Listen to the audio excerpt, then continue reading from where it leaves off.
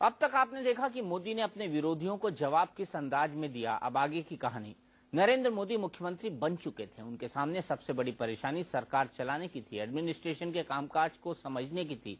मोदी को सरकार चलाने का कोई पुराना अनुभव नहीं था। अफसरों को लग रहा था कि कोई नौसिखिया आ गया है। मोदी शुरुआती 3 दिनों तक अफसरों से ही मिलते रहे। इसके बाद उन्होंने कुछ ऐसे फैसले लिए जिनसे गुजरात की ब्यूरोक्रेसी को ये साफ संदेश चला गया कि लोगों की बेहतरी के लिए काम कैसे किया जाना चाहिए।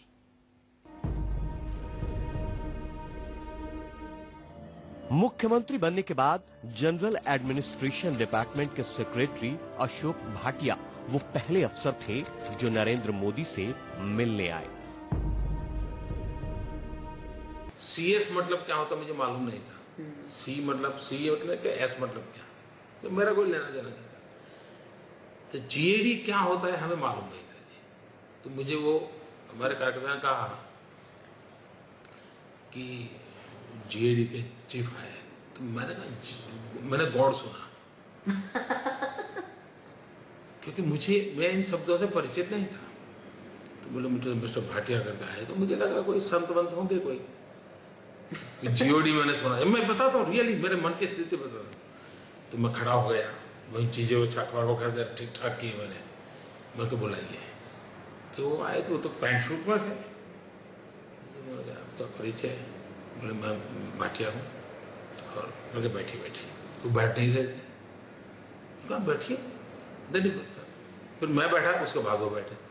तो वो ब्यूरोक्रेटिक डिसिप्लिन वाले थे, हमें ये सब ज्ञान नहीं था। हमसे उम्र में भी बड़े बड़े दिखते थे वो। और बोले साहब मैं यहाँ जीएडी का डिपार्टमेंट देखता हूँ। GAD general administration.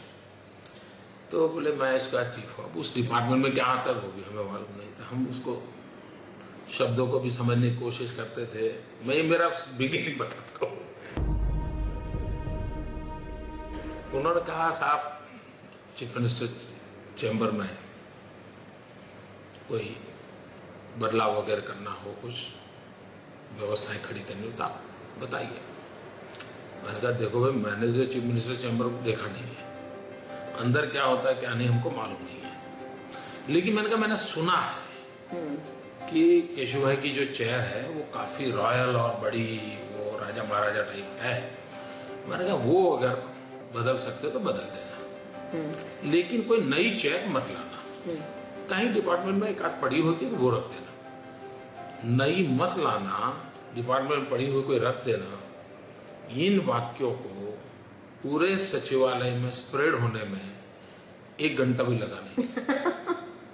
सबके लिए आश्चर्य था कि एक आदमी कहता है खर्चा मत करो, अभी तो मुख्यमंत्री बना है, तो ये कोई दूसरी मिट्टी का है। That was the first message मैं बताता हूँ।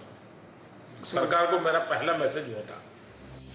मोदी से मिलने वाले दूसरे अफसर राज्य के चीफ सेक्रेटरी सुब्बाराव ने जब उन्हें साहब कहकर बुलाया तो मोदी को काफी अटपटा लगा। चीफ सेक्रेटरी मिलने आए हैं, मिस्टर सुब्बाराव थे। तो आए, वो भी आयु में बड़े थे। उनका तो शरीर का स्ट्रक्चर भी ऐसा था कि वो काफी उम्र से ज्यादा बड़े दिखते थे। हमने बड़ी स्वागत किया, उनको बिठाया। तो वो मुझे साफ साफ करने लगे। अब हमने जिंदगी में साफ शब्द सुना नहीं था। हम भाई शब्द ही सुने हुए थे या जी शब्द सुने हुए थे, नरेंद्र जी या भाई साहब, ऐसा ही सुना था। साहब शब्द मेरे लिए नया था। तो आई वॉज नॉट कंफर्टेबल। और मैंने देखा है कि उन लोगों की वो डेमोक्रेटिक ब्यूरोक्रेटिक डिसिप्लिन में है, ये वो करते संभाल करके वो करते हैं। मेरी कठिनाई है कि मैं गुजराती से हिंदी पर कब चला जाता हूं मुझे पता नहीं रहता है। वो उल्टा मेरी तरफ है। मोदी बताते हैं कि उन्होंने एक भी अफसर अपनी पसंद का नहीं रखा, जो भी मिला उसी से काम कराना शुरू किया। साहब आपको सीएम को स्टाफ रखना होगा। तो मैंने कहा भाई स्टाफ तो होगा ना, सीएम का स्टाफ नहीं होता है क्या? तब उन्होंने मुझे समझाया कि साहब ऐसा नहीं होता है, ऐसा होता है। आप that every chief minister is allowed certain number of हाँ, officers हाँ। of his own choice. हाँ, ये उन्होंने मुझे बताया। मैंने कहा भाई मैं यहाँ किसी को पहचानता नहीं, किसी को नहीं जानता, आप खुद ही तय करके मुझे दे दीजिए, लेकिन मैं चाहूंगा कि वो उनकी इंटीग्रिटी, 4 चीजें बोलिए। हाँ वो मैं उनको एक इंटेग्रिटी, वर्कोहॉलिक हो, तो उसको वो हाईटेक हो, हाँ, वो टेक्नो से भी हो, टेक्नो से भी हो। मैंने कहा मुझे और टीम वर्क। सर हाँ हाँ, और टीम का उसका स्वभाव होना चाहिए। स्वभाव, हाँ, ये टीम वर्क की आपको कहाँ से? देखिए मैं मूलतः आरएसएस से जुड़ा हूँ। आरएसएस की पूरी व्यवस्था का एक हिस्सा यही है, टीम फॉर्मेशन। और मेरी जिंदगी ही पूरी ह्यूमन रिसोर्स मैनेजमेंट में गई है। ह्यूमन रिसोर्स मैनेजमेंट मतलब संगठन करना, हाँ। लोगों को जोड़ना, लोगों को मोटिवेट करना, लोगों को काम में, यही मेरा मुख्य काम रहा है जीवन भर। बीजेपी में आया तब भी मैं इसी पर बल देता था, वे कार्यकर्ताओं को तैयार करो, टोली बनाओ, काम में लगाओ, योग्यता के अनुसार उनको काम दो, यही मेरा मुख्य काम रहता था। तो व्यक्ति को जानना, पहचानना, उसकी कठिनाइयों को समझना, उसको काम में लगाना, यही मूलतः मेरी ट्रेनिंग वही हुई है। सीएम बनने के बाद अपनी प्रशासनिक समझ को बढ़ाने के लिए मोदी आईआईएम भी गए। मोदी से मिलने वाले तीसरे बड़े अफसर थे पीके मिश्रा। साधारण कद काठी वाले मिश्रा साहब को मोदी का प्रिंसिपल सेक्रेटरी नियुक्त किया गया था। मोदी के मुताबिक पीके मिश्रा ने उंगली पकड़कर उन्हें सरकार चलाने का कहकहरा सिखाया। सीएम बनने के बाद मैंने पहला काम किया था, आईआईएम में हम पढ़ने गए थे। फिर वो मुझे अवसर मिले, जब पहली बार फाइल आई तो मेरे यहाँ शायद पीके मिश्रा थे। वो इतने सरलता से चीजों को ले जाते थे, वो आप करवा लेते थे। फर्स्ट टाइम मुझे लगा कि एक ब्यूरोक्रेट क्या लाइफ होता है, वो मुझे समझने का अवसर मिला उनसे।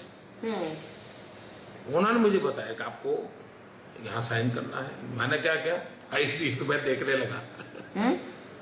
फाइल लाए, मैं देखने लगा। मैंने कहा भाई इतना फाइल मैं कब पढ़ पाऊंगा, और आप तो कहते हैं साइन करो। मैंने कहा मैं पढ़े बिना साइन कैसे कर सकता हूँ।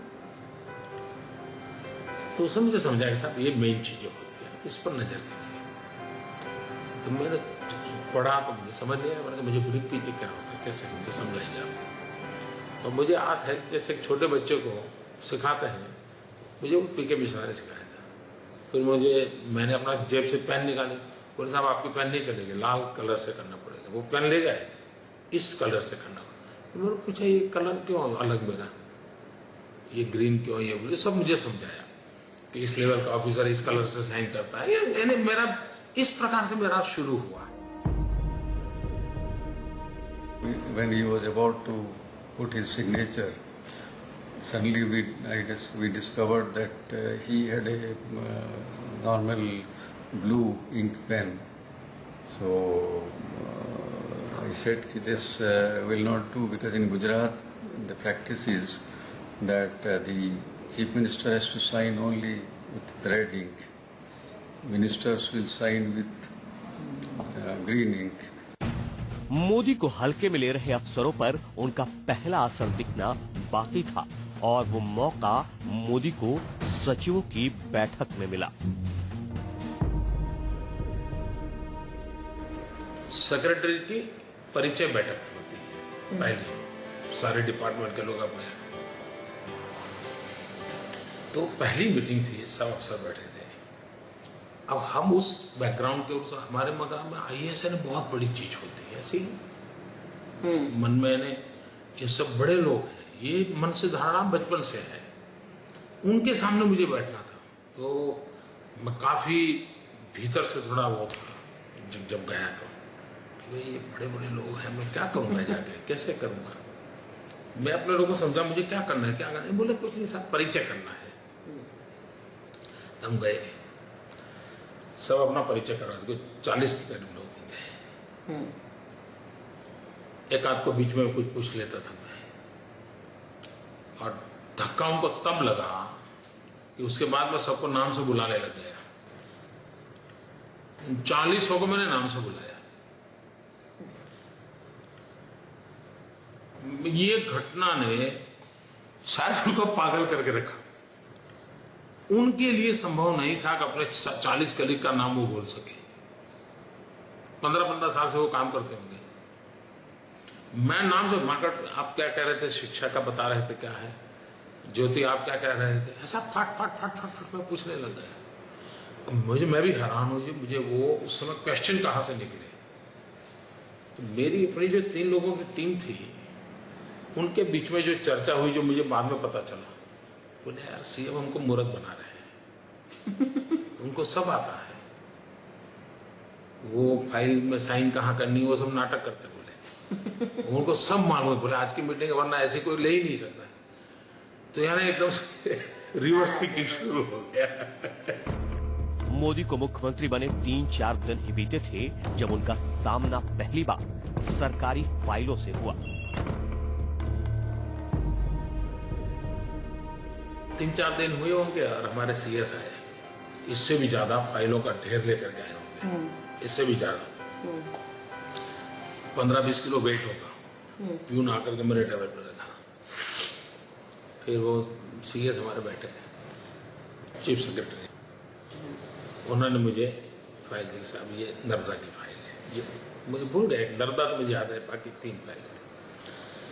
बोले राज्य के सेंसिटिव और महत्वपूर्ण इशू है, आप समय निकाल कर इसको पढ़िए, ताकि कभी भी आपको इन चीजों पर पोजीशन लेना पड़ेगा, बोलना पड़ेगा, आपको सारे इश्यूज को एड्रेस करना पड़ेगा।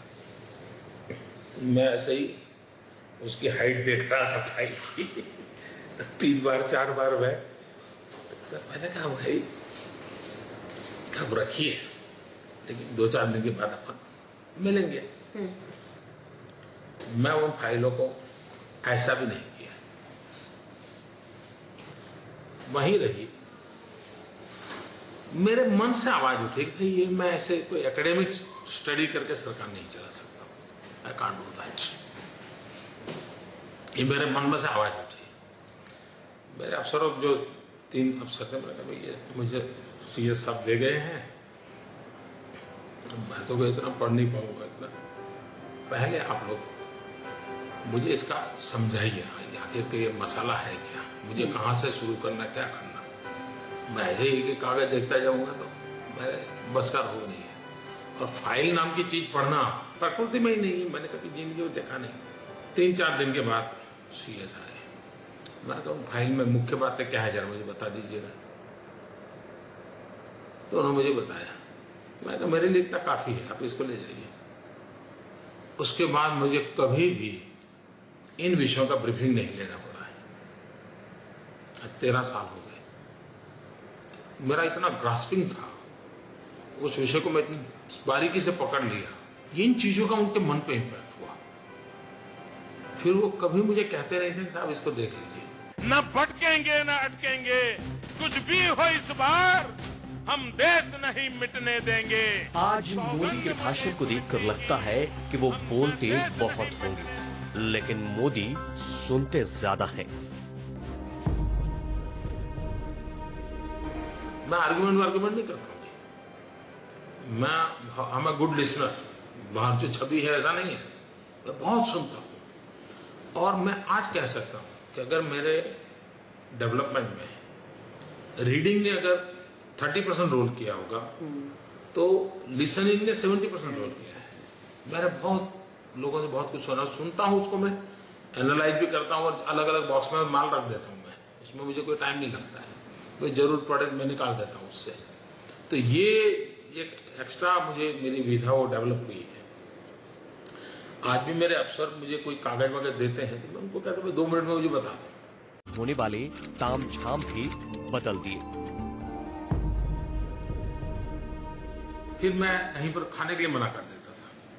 मैं सरकार में मेरा टूर करता हूँ तो भोजन नहीं करता हूँ मैं। क्यों, क्या होता है कि एक्सेप्शनल केस में करता हूँ, ऐसा नहीं करता हूँ, लेकिन मोटे तौर पे नहीं करता हूँ। क्यों? तो एक तो मुख्यमंत्री जब जाता है तो उस डिस्ट्रिक्ट की सारी सरकारी बिरादरी को बुला लेते हैं, तो सब बेचारे फाइलें ले लेके घूमते, क्योंकि मुख्यमंत्री पता नहीं कब क्या पूछ लेगा, ये एक बड़ा खौफ रहता है। ये सब मैंने बंद करवा दिया। मैंने कहा ऐसा कुछ नहीं होगा। जिस डिपार्टमेंट के लिए आता हूँ उसके जो प्रमुख लोग हैं वो रहे बहुत हैं। दूसरा मैंने कहा मैं आऊँगा कोई भोजन समारोह, क्योंकि मैंने देखा कि वो 500 लोगों का भोजन समारोह हो जाता था, मुख्यमंत्री के साथ नहीं, लेकिन व्यवस्थाएं बन जाती थी, बजट में होता नहीं था, तो वो अपना नीचे किसी को कह करके करवा लेते। अब that was also different type of corruption, या तो ऑब्लिगेशन, जो भी हो। मैंने कहा भाई ये मैं नहीं करूंगा, मैं अपना डिब्बा खास हाथ ले जाता था।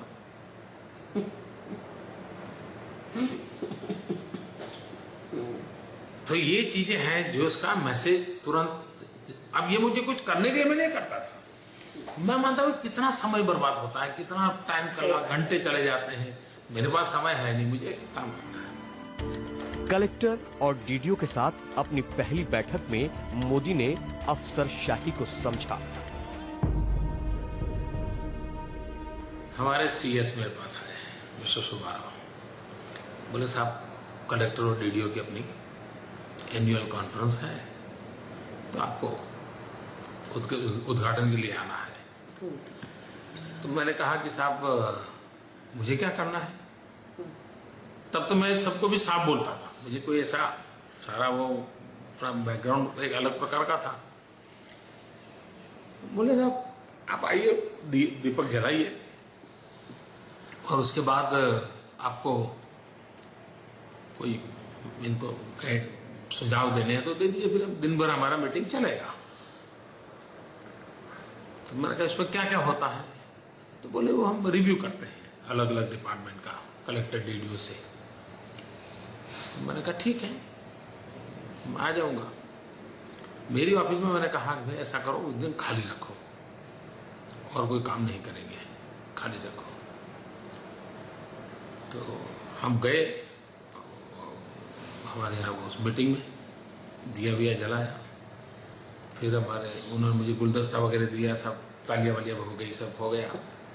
फिर मुझे कहा कि आप सीएम बोलेंगे। मैंने कहा भाई मैं तो नया हूँ, मुझे तो सीखना है, मैं क्या मार्गदर्शन करूंगा, तो आप चलाइए, थोड़ी देर में बैठा हूँ देखूंगा।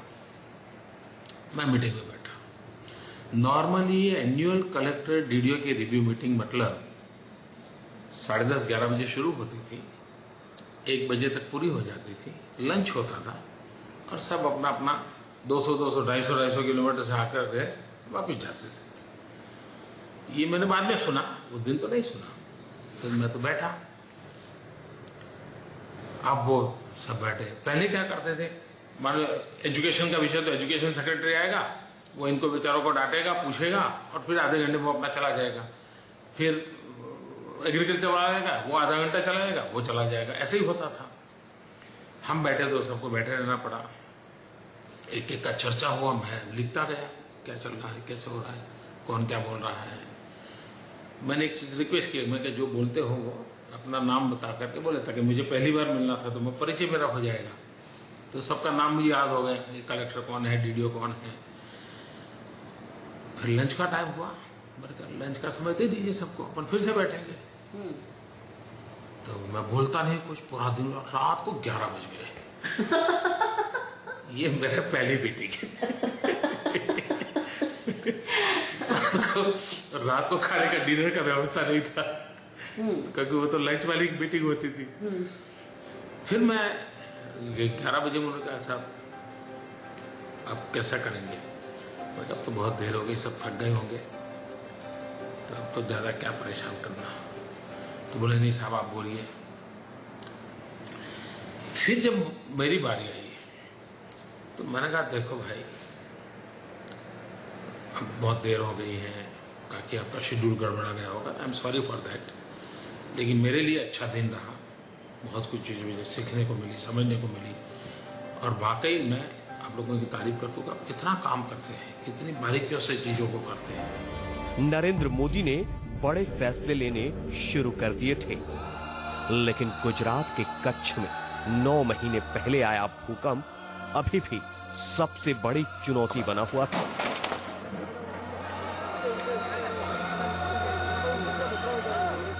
मोदी की कहानी जारी है।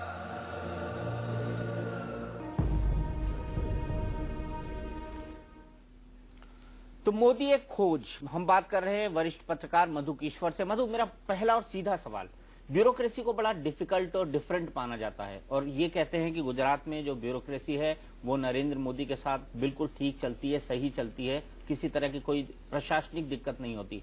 आखिरकार एक नए व्यक्ति ने किस तरीके से वहां की ब्यूरोक्रेसी को मैनेज किया, कंट्रोल किया, उनके साथ चलकर काम किया?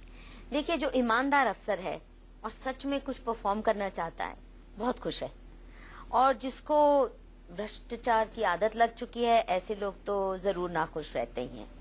पर उनकी संख्या कम होती जा रही है क्योंकि अच्छे अफसरों को आप बढ़ावा कैसे दें। दूसरी एक जो मैंने उनके बाकी अफसरों से सुनी, इस बात पे नरेंद्र मोदी ने तो नहीं कहा कि 12 साल के शासनकाल में केवल एक IAS ऑफिसर सस्पेंड हुआ। ये सस्पेंड करना या किसी को पनिशमेंट ट्रांसफर देना, जो पहली ट्रांसफर्स की बात की है उसके बाद बहुत सिक्योर टेन्योर रहता है IAS अफसर का। उसको पूरा एजेंडा बना के वो एक नई पोस्टिंग पे जाता है, उसको डिलीवर करने के लिए वक्त दिया जाता है। ये नहीं कि 3 महीने में, 6 महीने में, बल्कि ऐसा भी होता है कई बार IAS अफसर कहते हैं सर अब बहुत हो गया, मैंने अब सब कर लिया, अब कीजिए। बाकी जगह IAS ऑफिसर कंप्लेंट करते हैं कि बहुत फ्रीक्वेंट ट्रांसफर्स होती हैं, परफॉर्मेंस कैसे करें। यहाँ बहुत ही सलीके से ट्रांसफर इंडस्ट्री बिल्कुल बंद, ये नहीं कि किसी को भी सिफारिश से इधर उधर ट्रांसफर कर लो। दूसरा तो पनिशमेंट नहीं, डंडा नहीं, जेल भेज दो, उसको सस्पेंड कर दो, डरा। हाँ, जो कैसे मोटिवेट करना है एंड लीड बाय एग्जाम्पल, फिर टास्क्स कैसे सेट करना है और सिस्टम्स को। Basically I think what impressed me और which is why Narendra Modi की सरकार, वो जो खुद भी कहते हैं कि जो मैं कर रहा हूं मेरे बाद भी ये सिस्टम चले, वो मेरी सही पहचान होगी। अगर सिर्फ मेरे होते तक ही चलेगा सिस्टम, तो हर छोटे छोटे मसलों में और बड़े बड़े मसलों में इंस्टीट्यूशनल रिफॉर्म, धीरे वाले, ये नहीं शोर मचा के, सिस्टमैटिक माइन्यूट डिटेल्स के साथ। एक और जो बात सबने कही, ये उनके मुंह से तो नहीं मैंने सुनी, पर बहुत अफसरों से, बहुत पॉलिटिशियन से, कोई कोटरी नहीं है। कोई भी उनका अफसर या कोई भी पत्रकार या कोई भी पॉलिटिशियन ये कोटरी बनके कि ये फेवरेट्स है, कुछ भी करवा सकते हैं, ये बिल्कुल भी। और शायद इसीलिए पत्रकार भी नाराज रहते हैं क्योंकि आदतें बिगड़ी हुई हैं।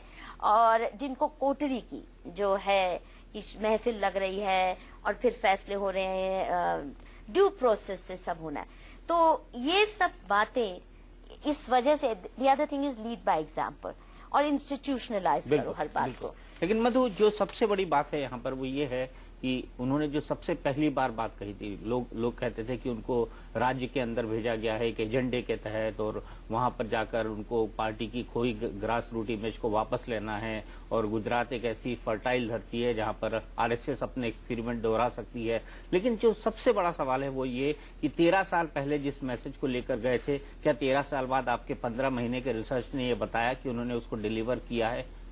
हाँ, यही उनकी पहली जो स्पीचेस हैं 7 अक्टूबर से लेके कई सारी मैंने स्पीचेस बारीकी से सुनी और फिर क्या क्या प्रॉमिस किया उन्होंने और क्या डिलीवर हो रहा है। यही तो मेरा दौरा जो था, हर डिस्ट्रिक्ट में जाके गांव, शहर, छोटे बड़े गांव में, यही देखने की मेरी प्रयास थी। अब आप देखिए, ये जो इमेज उनके बारे में दिया गया कि हिंदुत्व, और वो भी मिलिटेंट अग्रेसिव हिंदुत्व की लेबोरेटरी बनाने के लिए भेजा गया था। अगर आप पहली स्पीच जो हमने एक छोटा सा अंश दिखाया, क्या बातें निकल के आती हैं। पहले दिन से नरेंद्र मोदी 5 करोड़ गुजरातियों की बात कर रहे हैं, ना हिंदू की, ना मुसलमान की, ना किसी कास्ट की, ना किसी सेक्शन की, 5 करोड़ गुजराती। और ये यूनिक विशिष्ट गुजरात, इसको हमने कैसे गौरवशाली बनाना है, ये एक प्राइड का हिस्सा बने, दुनिया देखे गुजरात के हमारे डेवलप। ये पहले दिन से कि हमने दूसरों की नकल नहीं करनी, हमने गुजरात को ऐसा बनाना है कि दुनिया देखे और इससे कुछ सीखे। ये जो फर्स्ट वर्ल्ड एस्पिरेशन, पहले दिन से थर्ड वर्ल्ड एस्पिरेशन से नरेंद्र मोदी नहीं चल रहे। दूसरा, पहला उनका जो प्रॉमिस कि अर्थक्वेक रिहैबिलिटेशन, ये मेरी हाईएस्ट प्रायोरिटी रहेगी। और वो प्रायोरिटी सिर्फ रिहैबिलिटेशन ऐसा नीजक हुआ हो कि चलो घर की जगह घर बना दिया, ऐसा नहीं। उन सब इलाकों को वर्ल्ड क्लास इंफ्रास्ट्रक्चर दिया। जो जो प्रॉमिस किया था वो किस बखूबी से किया, ये मैंने बहुत डिटेल में अध्ययन अभी शुरू हुआ है, पर उसके बहुत से झलकियां मैं देख चुकी हूं उन इलाकों में जाके, और कुछ शेयर भी करेंगे अगले एपिसोड में। और जैसा मैंने कहा कि दुनिया में हर जगह अर्थक्वेक रिहैबिलिटेशन है, ऐसे आप 7 साल लग जाते हैं, ये वर्ल्ड बैंक की रिपोर्ट कहते हैं। यहाँ 3 साल में बहुत ही उम्दा बदलाव आए। तो वो प्रॉमिस, उसके बाद नरेंद्र मोदी अपने पहले भाषण में या पहले मैसेज में प्रो पीपल गवर्नेंस की बात कहते हैं कि मेरी अपनी सफलता मैं तभी मानूंगा, ये उनका मैसेज है, अगर 5 करोड़ गुजराती इस सरकार को अपनी माने और जनशक्ति और सरकार शक्ति मिलके काम करे, ये मैसेज है। उसके साथ फार्मर्स का दुख, क्योंकि बहुत ड्राउट ईयर्स उससे पहले भुगत चुका था गुजरात, पानी की बहुत बड़ी संकट था, पीने के पानी का, कि इसको दूर करना है। नर्मदा मेरी प्रायोरिटी होगी, पीने का पानी, फार्मर्स के लिए पानी, फार्मर्स के लिए बिजली, क्योंकि बिजली की भी बहुत किल्लत थी। तो ये कैसे प्रोमिसेस किए आप देख रहे, सब चीजें डेवलपमेंट एजेंडा में आ रही है। उसके बाद सरकार लोक सेवा का इंस्ट्रूमेंट बनी, ये नहीं हुकूमत पर government at people's doorstep, हम सेवा का इंस्ट्रूमेंट बने। ये पार्टी भी कैसे बनी, ये भी अपने आप में एक अनोखी जर्नी है बीजेपी गुजरात के लिए और सरकार के प्रशासन के लिए, ये प्रॉमिस है। फिर नरेंद्र मोदी कह रहे हैं कि हमें अनएम्प्लॉयमेंट और गरीबी मिटानी है, बेरोजगारी बहुत समाज के खासकर युवा वर्ग को डिमोरलाइज कर देती है, हमें वो मिटानी है। उसके बाद ग्राम शक्ति की अहमियत, कि ग्राम सभा लोकसभा से भी ज्यादा अहम है, और ये ग्राम शक्ति को और डिसेंट्रलाइज कैसे पावर हुई, ये दूसरा समरस पंचायत की बात, जो कि गांधी की परिकल्पना है कि पार्टीबाजी से उठ के आप गांव के विकास के लिए आप समरसता से काम कीजिए।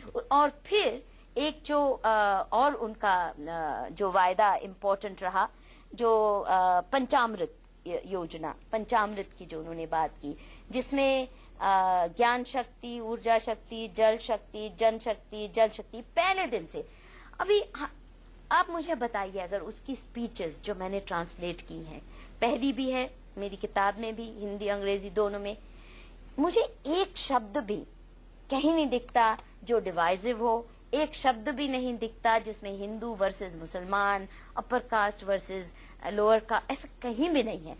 तो समरसता की बात करते जो इंसान आ रहा है शुरू से अंत तक, शुरू पहले दिन से, और आज भी सबका साथ सबका विकास, ये उनका स्लोगन है।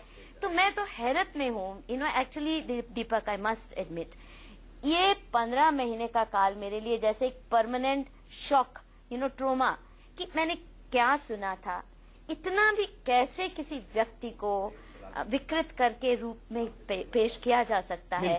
और मैं चाहूंगी, मेरा आखिरी आपसे इल्तिजा है, ये जो पहली स्पीच और पहला प्रॉमिसेस है इनके, प्लीज इस पे एक चर्चा हो। बताएं मुझे, जो मोदी के विरोधी रहे हैं और उनको डिवाइसिव पोलराइजिंग फिगर मानते हैं, कहाँ है इसमें कोई भी डिवाइसिव बात? बिल्कुल बिल्कुल बिल्कुल, हम इस पर चर्चा जरूर करेंगे। आपने हमारी मोदी एक खोज सीरीज का पहला एपिसोड देखा, लेकिन मोदी ने कैसे कच्छ, भुज समेत गुजरात के इलाकों में भूकंप राहत कार्य का काम बखूबी अंजाम दिया, आपको दिखाएंगे। लेकिन आज नहीं, दूसरे एपिसोड में जरूर देखिए हमारे साथ मोदी एक खोज। तो मधु जी, आपका बहुत बहुत धन्यवाद। हमारी ये चर्चा लगातार जारी रहेगी और हम लोग बहस भी करेंगे इस मुद्दे पर, यह हमारा वादा है। तो इंडिया न्यूज पर खबरों का सिलसिला लगातार जारी है। दौरे में होने वाले तामझाम भी बदल दिए। फिर मैं कहीं पर खाने के लिए मना कर देता था। मैं सरकार में मेरा टूर करता हूँ तो भोजन नहीं करता हूँ मैं। क्यों? क्या होता है कि एक्सेप्शनल केस में करता हूँ, ऐसा नहीं कि नहीं करता हूँ, लेकिन मोटे तौर पर नहीं करता हूँ। क्यों? तो एक तो मुख्यमंत्री जब जाता है तो उस डिस्ट्रिक्ट की सारी सरकारी बिरादरी को बुला लेते हैं, तो सब बेचारे फाइलें ले लेके घूमते, क्योंकि मुख्यमंत्री पता नहीं कब क्या पूछ लेगा, ये एक बड़ा खौफ रहता है।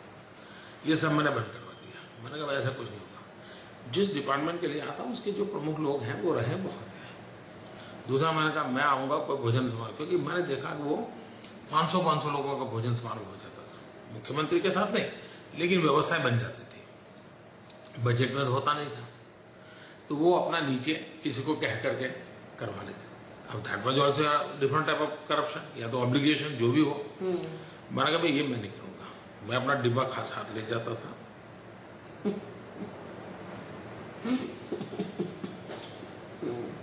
तो ये चीजें हैं जो उसका मैसेज तुरंत, अब ये मुझे कुछ करने के लिए मैं नहीं करता था।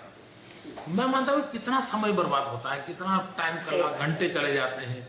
मेरे पास समय है नहीं, मुझे काम करना है। कलेक्टर और डीडीओ के साथ अपनी पहली बैठक में मोदी ने अफसरशाही को समझा।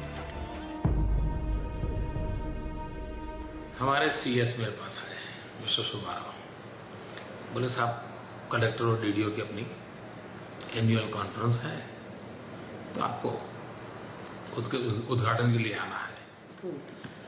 तो मैंने कहा कि साहब मुझे क्या करना है। तब तो मैं सबको भी साफ बोलता था, मुझे कोई ऐसा सारा वो बैकग्राउंड एक अलग प्रकार का था। बोले साहब आप आइए, दीपक जलाइए, और उसके बाद आपको कोई इनको सुझाव देने हैं तो दे दीजिए, फिर दिन भर हमारा मीटिंग चलेगा।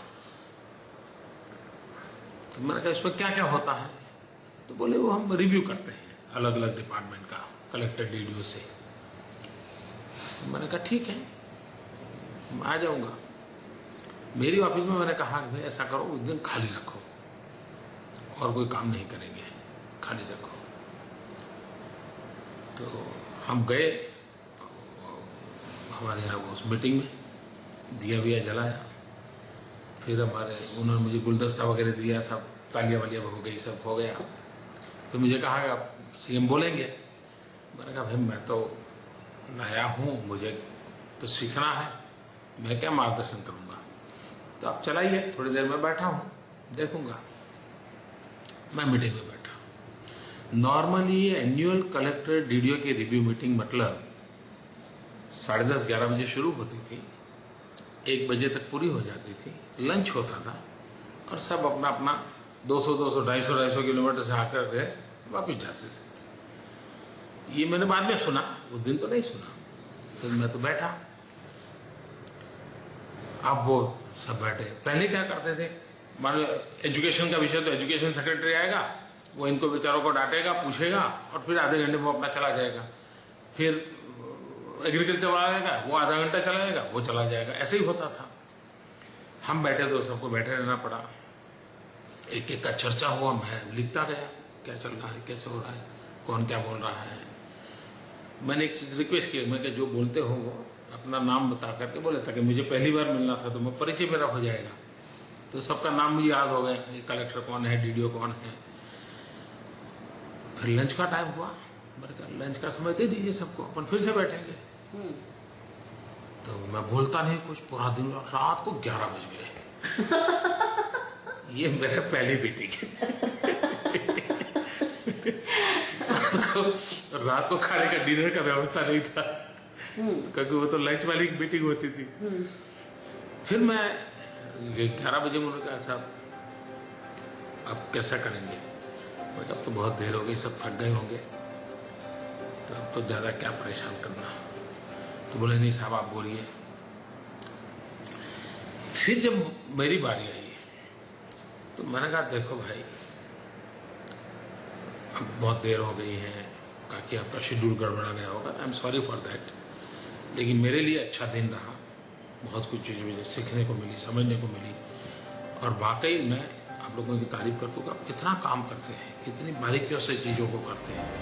नरेंद्र मोदी ने बड़े फैसले लेने शुरू कर दिए थे, लेकिन गुजरात के कच्छ में 9 महीने पहले आया भूकंप अभी भी सबसे बड़ी चुनौती बना हुआ था।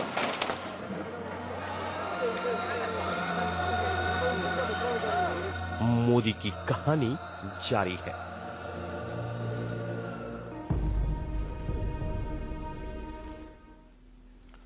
तो मोदी एक खोज, हम बात कर रहे हैं वरिष्ठ पत्रकार मधु कीश्वर से। मधु, मेरा पहला और सीधा सवाल, ब्यूरोक्रेसी को बड़ा डिफिकल्ट और डिफरेंट माना जाता है और ये कहते हैं कि गुजरात में जो ब्यूरोक्रेसी है वो नरेंद्र मोदी के साथ बिल्कुल ठीक चलती है, सही चलती है, किसी तरह की कोई प्रशासनिक दिक्कत नहीं होती। आखिरकार एक नए व्यक्ति ने किस तरीके से वहां की ब्यूरोक्रेसी को मैनेज किया, कंट्रोल किया, उनके साथ चलकर काम किया? देखिए, जो ईमानदार अफसर है और सच में कुछ परफॉर्म करना चाहता है, बहुत खुश है। और जिसको भ्रष्टाचार की आदत लग चुकी है, ऐसे लोग तो जरूर नाखुश रहते ही हैं। पर उनकी संख्या कम होती जा रही है क्योंकि अच्छे अफसरों को आप बढ़ावा कैसे दें। दूसरी एक जो मैंने उनके बाकी अफसरों से सुनी, इस बात पे नरेंद्र मोदी ने तो नहीं कहा कि 12 साल के शासनकाल में केवल एक IAS ऑफिसर सस्पेंड हुआ।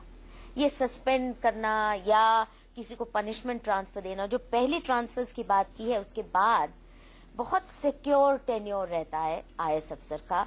उसको पूरा एजेंडा बना के वो एक नई पोस्टिंग पे जाता है, उसको डिलीवर करने के लिए वक्त दिया जाता है।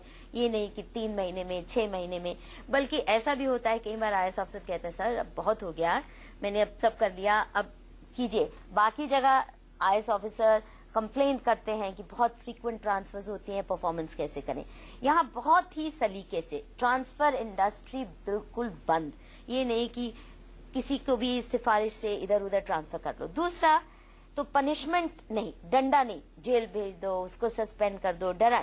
हाँ, जो कैसे मोटिवेट करना है एंड लीड बाय एग्जाम्पल, फिर टास्क्स कैसे सेट करना है और सिस्टम्स को। Basically I think what impressed me और which is why Narendra Modi की सरकार, वो जो खुद भी कहते हैं कि जो मैं कर रहा हूं मेरे बाद भी ये सिस्टम चले, वो मेरी सही पहचान होगी।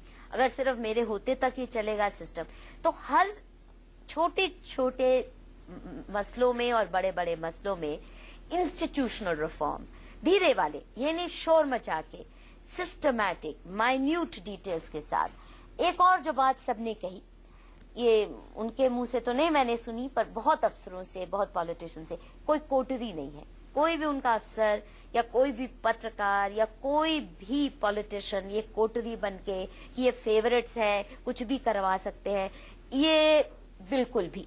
और शायद इसीलिए पत्रकार भी नाराज रहते हैं क्योंकि आदतें बिगड़ी हुई हैं।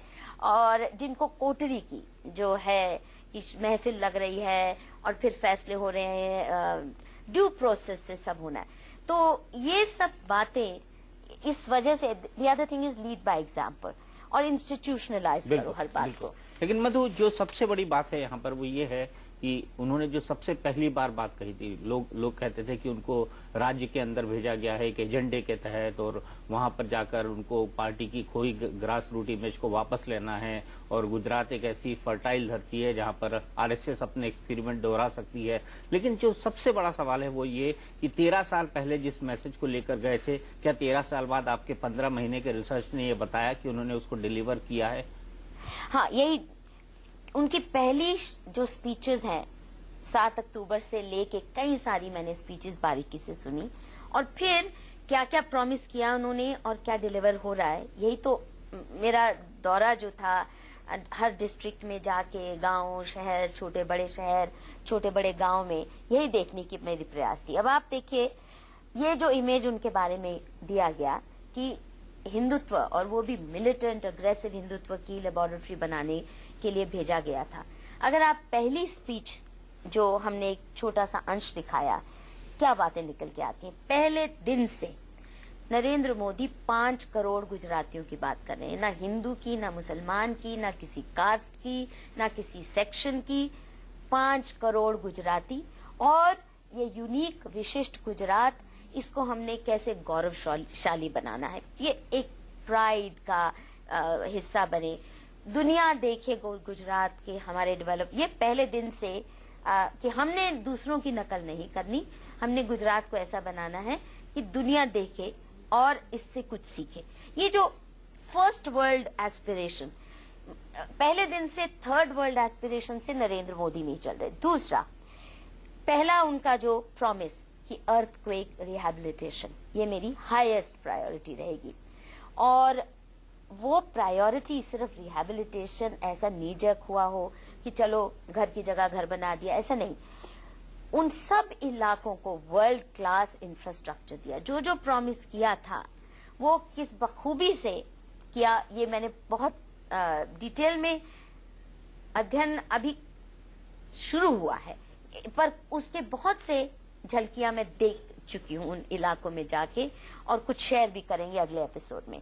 और जैसा मैंने कहा कि दुनिया में हर जगह अर्थक्वेक रिहैबिलिटेशन है, ऐसे आप 7 साल लग जाते हैं, ये वर्ल्ड बैंक की रिपोर्ट कहते हैं। यहाँ 3 साल में बहुत ही उम्दा बदलाव आए। तो वो प्रॉमिस, उसके बाद नरेंद्र मोदी अपने पहले भाषण में या पहले मैसेज में प्रो पीपल गवर्नेंस की बात कहते हैं कि मेरी अपनी सफलता मैं तभी मानूंगा, ये उनका मैसेज है, अगर 5 करोड़ गुजराती इस सरकार को अपनी माने और जनशक्ति और सरकार शक्ति मिलके काम करे, ये मैसेज है।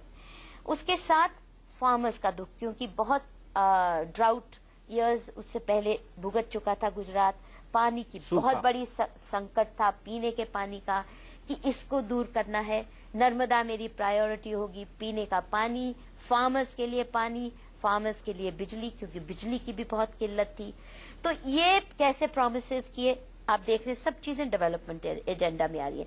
उसके बाद सरकार लोक सेवा का इंस्ट्रूमेंट बने, ये नहीं हुकूमत पर, government at people's doorstep, हम सेवा का इंस्ट्रूमेंट बने। ये पार्टी भी कैसे बनी, ये भी अपने आप में एक अनोखी जर्नी है बीजेपी गुजरात के लिए और सरकार के प्रशासन के लिए, ये प्रॉमिस है।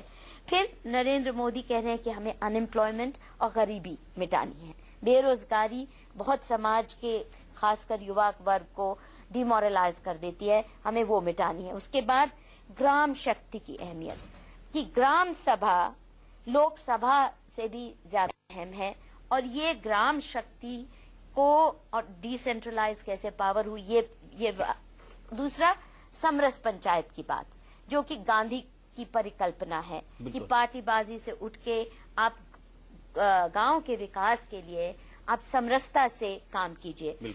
और फिर एक जो और उनका जो वायदा इम्पोर्टेंट रहा, जो पंचामृत योजना, पंचामृत की जो उन्होंने बात की, जिसमें ज्ञान शक्ति, ऊर्जा शक्ति, जल शक्ति, जन शक्ति, जल शक्ति, पहले दिन से। अभी आप मुझे बताइए, अगर उसकी स्पीचेस जो मैंने ट्रांसलेट की हैं, पहली भी है मेरी किताब में भी, हिंदी अंग्रेजी दोनों में, मुझे एक शब्द भी कहीं नहीं दिखता जो डिवाइसिव हो, एक शब्द भी नहीं दिखता जिसमें हिंदू वर्सेस मुसलमान, upper caste versus lower caste, ऐसा कहीं भी नहीं है। तो समरसता की बात करते जो इंसान आ रहा है शुरू से अंत तक, शुरू पहले दिन से, और आज भी सबका साथ सबका विकास, ये उनका स्लोगन है। तो मैं तो हैरत में हूँ, actually Deepak, I must admit, ये 15 महीने का काल मेरे लिए जैसे एक परमानेंट शॉक, ट्रोमा, कि मैंने क्या सुना था, इतना भी कैसे किसी व्यक्ति को विकृत करके रूप में पेश किया जा सकता है। और मैं चाहूंगी, मेरा आखिरी आपसे इल्तिजा है, ये जो पहली स्पीच और पहला प्रॉमिसेस है इनके, प्लीज इस पे एक चर्चा हो। बताएं मुझे, जो मोदी के विरोधी रहे हैं और उनको डिवाइसिव पोलराइजिंग फिगर मानते हैं, कहाँ है इसमें कोई भी डिवाइसिव बात? बिल्कुल बिल्कुल बिल्कुल, हम इस पर चर्चा जरूर करेंगे। आपने हमारी मोदी एक खोज सीरीज का पहला एपिसोड देखा, लेकिन मोदी ने कैसे कच्छ, भुज समेत गुजरात के इलाकों में भूकंप राहत कार्य का काम बखूबी अंजाम दिया, आपको दिखाएंगे। लेकिन आज नहीं, दूसरे एपिसोड में जरूर देखिए हमारे साथ मोदी एक खोज।